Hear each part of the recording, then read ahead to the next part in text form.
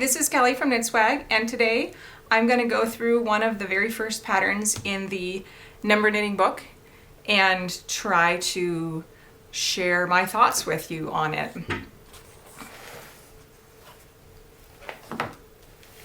So if you've been with me for some of my other videos, you'll know that this book was based on a 1950, it was published in 1952, and it was based on a patent that the author Virginia Woods Bellamy received in 1948 for her modular garter stitch hand knitting method. And the interesting part about the patent is that it stretches in all directions. And I have a number of videos talking about the history of the book and the patent and why this book is so awesome. And incidentally, this book was only published one time, and it was her only knitting book ever. And so that's why it's ridiculously hard to find now. And that's why I went through the painstaking process of digitizing the entire thing so that it's not lost to history. So the book starts with her story and how she developed the method, and this is the pattern. It's called Lambs and Butterflies. It's from the patent, and I have a whole video on that, and I encourage you to watch that video. And there's also in the book descriptions of varying types of yarn to use, and she was I think the first one to kind of categorize yarn into 4 basic weights, which I thought was really interesting, and I have a whole video about that. And then she describes how to knit. And okay, so Bellamy breaks down her modular knitting method into 7 basic shapes: the square, the rectangle, right and left triangles, what she calls a divided square. People today refer to it as a mitered square. There is a divided triangle, what she calls single wings, and then a double wing. And what's interesting is that this whole book was based on a correspondence course that she did, and so it was designed to be knitted from front to back. And so she takes you through lessons outlining each one of these shapes. And the first one is the square, and it's square. I don't know what else to say about it other than it's a square. If you're familiar with garter stitch knitting, you know that the number of stitches equals the number of ridges, and it's a square. So if you cast on, in this case, your sample, you cast on 12 stitches, and then you knit 12 ridges or 24 rows, and then you have a square when you're done. And in her instructions about how to knit these little samples, she gives very detailed step-by-step instructions about how to knit them and how to work the chain stitch edge. And then she refers to the rules that are earlier in the book. So see rules 1, 2, and 3.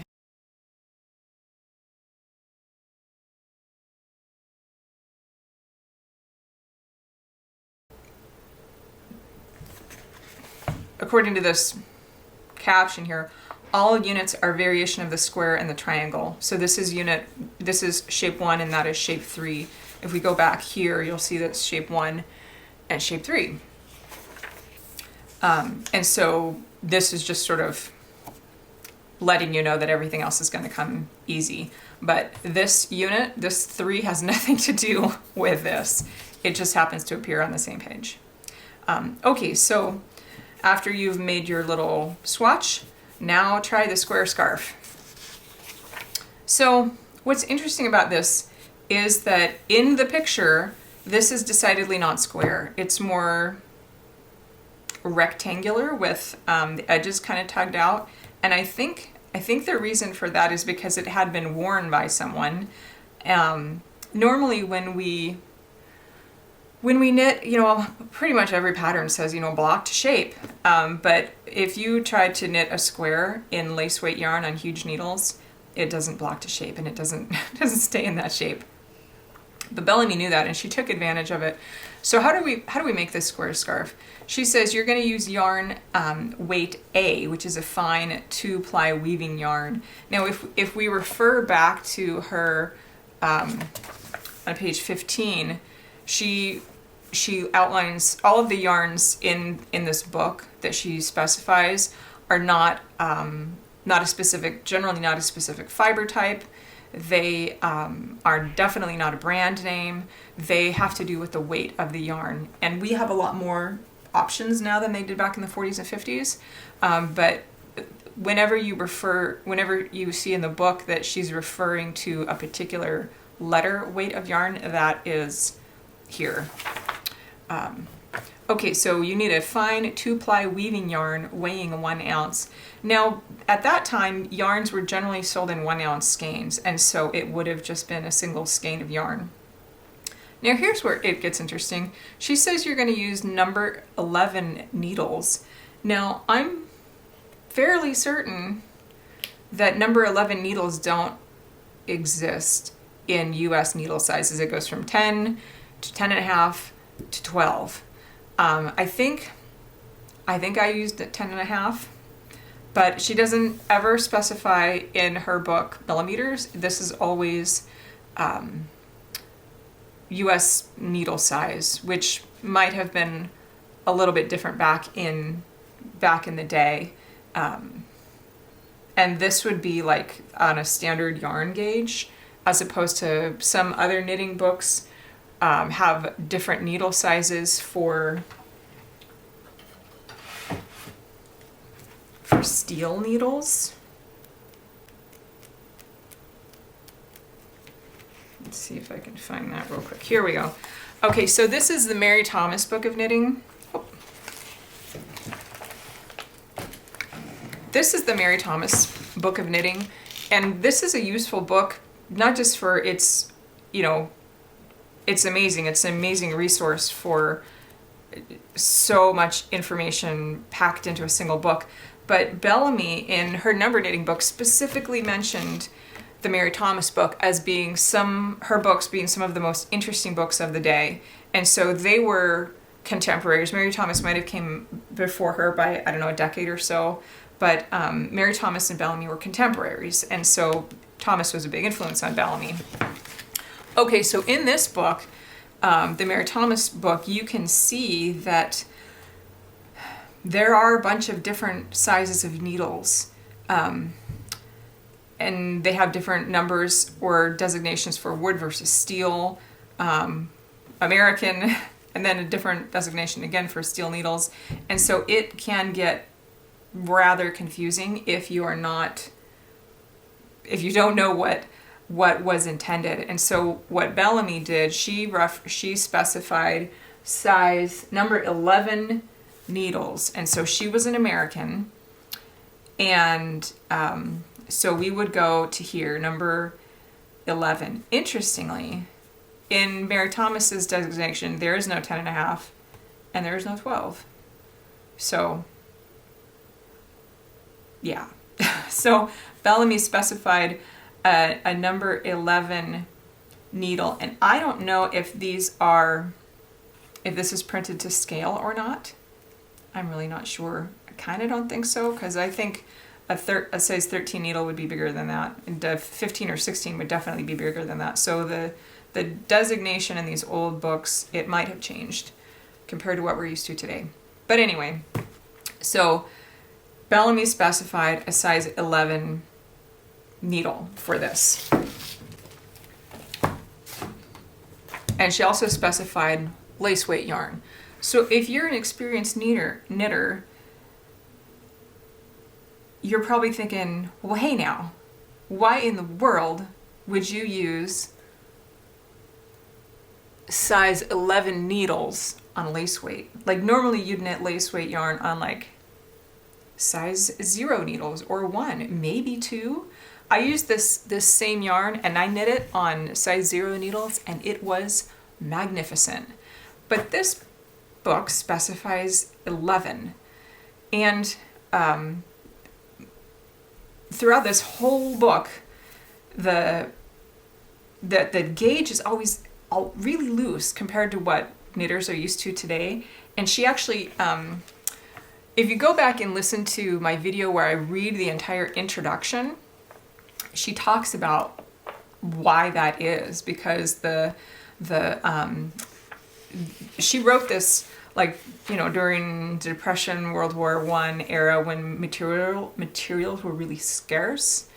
And her idea, which I think is valid, is that the loftiness of the fiber, it will trap more air, and the garter stitch ridges, it will trap more air, and so you can make the same clothes of the same warmth for using less yarn than you would if you used small needles making a tight fabric.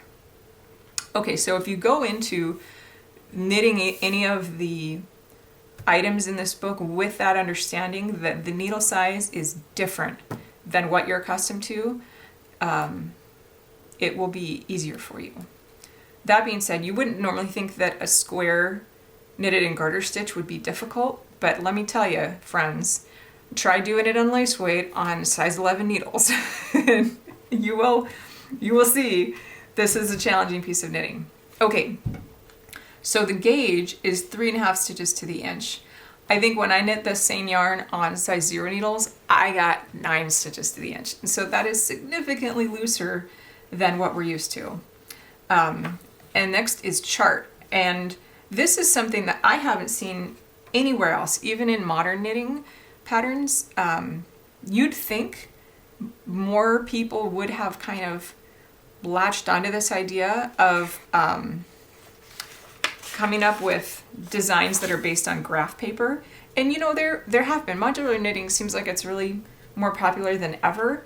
But as far as I know, Bellamy is the only one that has come up with the idea and like based all her method on it, that one box equals a set number of stitches. So this box number here, which is, it says box equals 3, that means that for every square on the graph paper, you times it by 3. And so this square, I know it's a little hard to see, this square is 4 boxes wide by 4 boxes tall, and so you times it by 3, and that would be 12 by 12. And so that's what chart means. Where is it? Chart. 1 box equals, and in this case, it's 6 stitches. 1 box equals 6 ridges. And the sample here is 12 boxes wide and 12 boxes high. So you're going to cast on 72. So you cast on 72, work 72 ridges, which is 144 rows, and then bind off, or as she says, cast off on the second row of the 72nd ridge.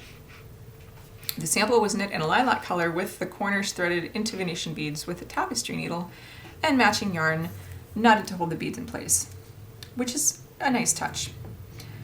Okay, so to wear, the scarf is turned at the ridges, is turned with the ridges running lengthwise, rolled in the neck and fanning at the waistline. It is a scarf blouse in winter and a backless blouse for summer. Okay, so let's take a look at that math real quick.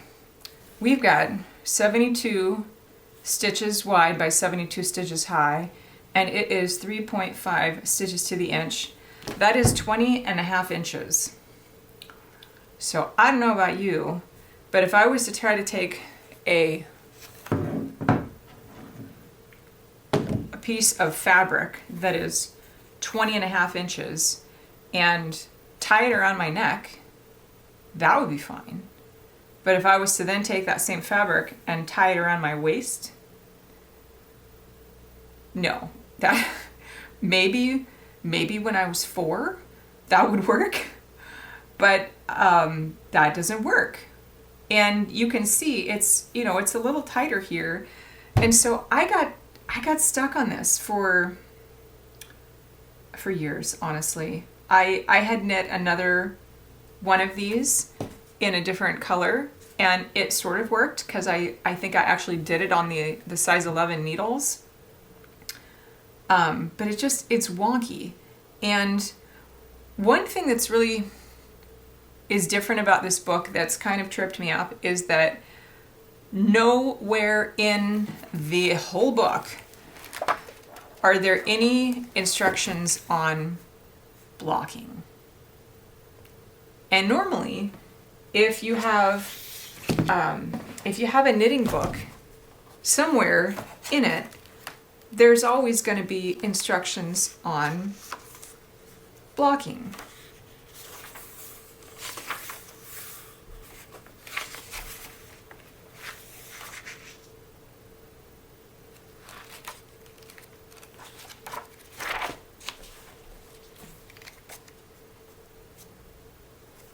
Here we go.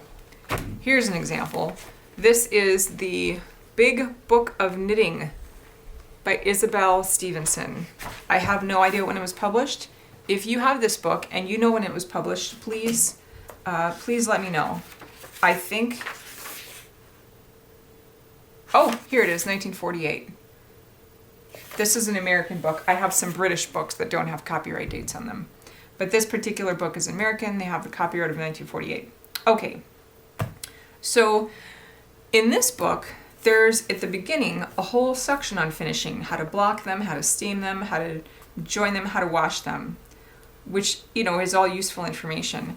But and my British books are like that as well, but in number knitting, there is no discussion on blocking. And consequently, there is no mention anywhere if this gauge is supposed to be pre-washing and blocking or post-washing and blocking. Because depending on the yarn, it might be a little tighter after you're done washing it, or it might loosen up. It depends. So I got stuck on this for quite a while because this is kind of wonky, honestly. I don't know. Obviously, you'd have to wear something underneath it. And she's got this cute little, I don't know, tank top or something.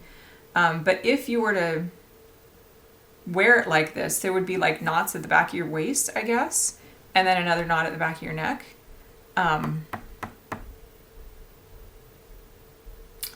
Yeah, I'm puzzled about this. But let's look a little further about this.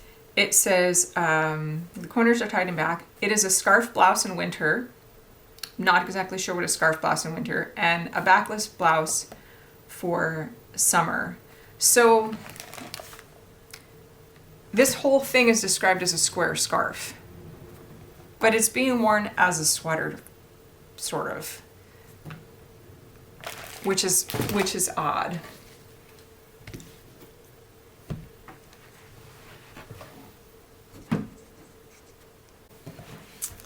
Okay, so here is one of my British knitting books. It's called Modern Knitting Illustrated. It's also mid-century. I don't know what year. Sometime in the 40s, I'm guessing.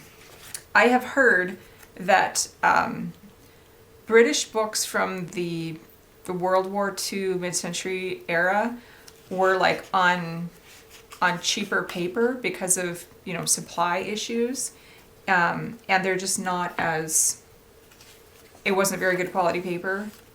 And I have to say, I agree. I mean, this is like a hardback, it's supposed to be a hardback, and it's just very, it's very flimsy compared to the American books of the time. But anyway, so in this book, this is really interesting. This picture here, it says, for the woman who has neither the time nor the patience to knit a whole jumper, here is a smart substitute, a blouse front. It is knitted in alternate bands of cotton and wool and is worn with a suit.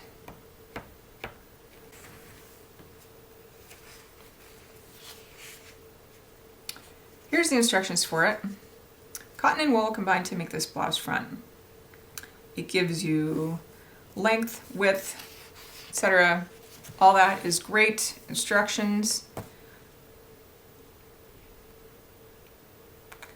Now here's where it's really interesting that I think they made some assumptions, like Bellamy made some assumptions about what a backless blouse or a blouse front would be. Maybe this was a common thing back in the 40s, but the instructions for making a blouse front, like how do you get it to stay on your body if you've only got the front? It says here, cut a piece of net about 19 inches by 15 inches for the back. Make a 1/2 inch hem along the lower edge and each side edge. Sew shape shoulders and sew to front shoulders. Cut a 4.5 inch opening down center back, bind or hem edges neatly. Sew neckband around neck edge. So basically, you just knit the sweater front and then make a matching piece of netting and just sew it on, and so you don't really have anything on your back, which is interesting. Yeah, there is a similar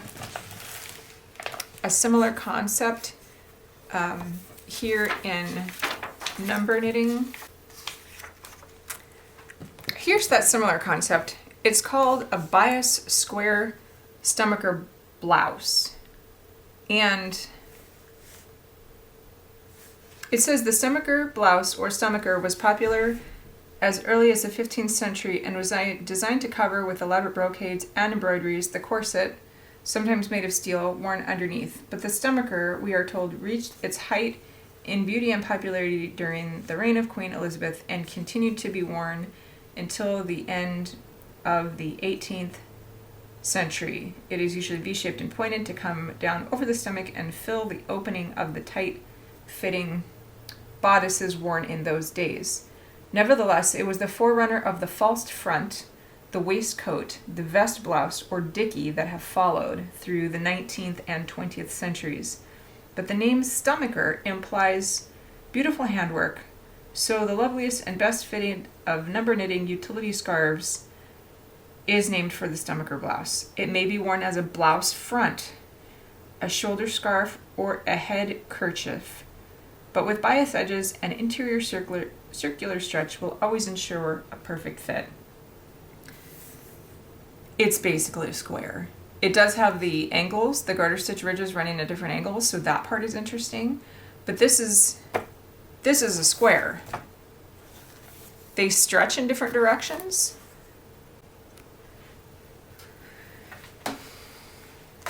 But the idea is the same in that it's just the front of a blouse.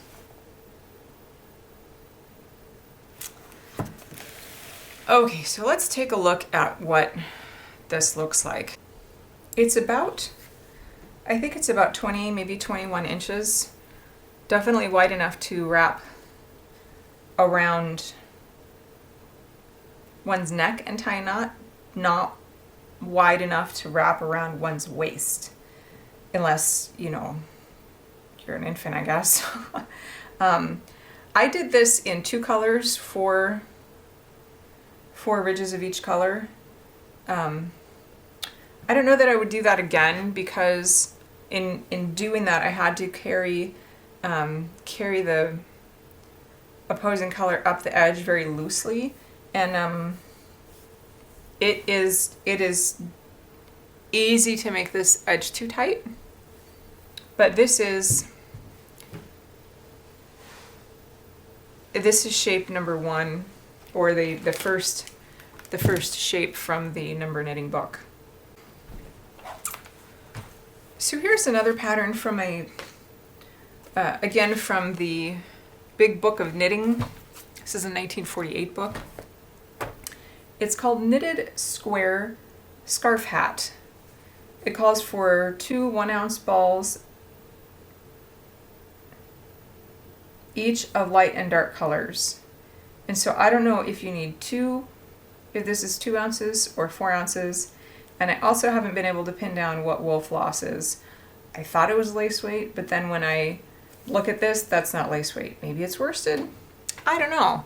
If you happen to know what wool floss is, leave a note in the comments, because I would be very curious. I haven't been able to come up with a standardized find a standardized list of mid-century yarn sizes. Okay, so this is a square scarf hat. It doesn't list a gauge. It does list that you're going to use size 9 knitting needles, and it says with dark color cast on 105 stitches, work in garter stitch for 10 inches, break off. Attach light color and continue for 10 more inches, break off. And here's where I think there's a mistake, because again, it says attach light color and continue for 10 more inches. I think that last sentence is in there twice, and whoever typeset this just goofed it up, because you wouldn't, that would require, if we were to follow it like the pattern says, you'd have 20 inches of light color right after 10 inches of dark, and that would not work.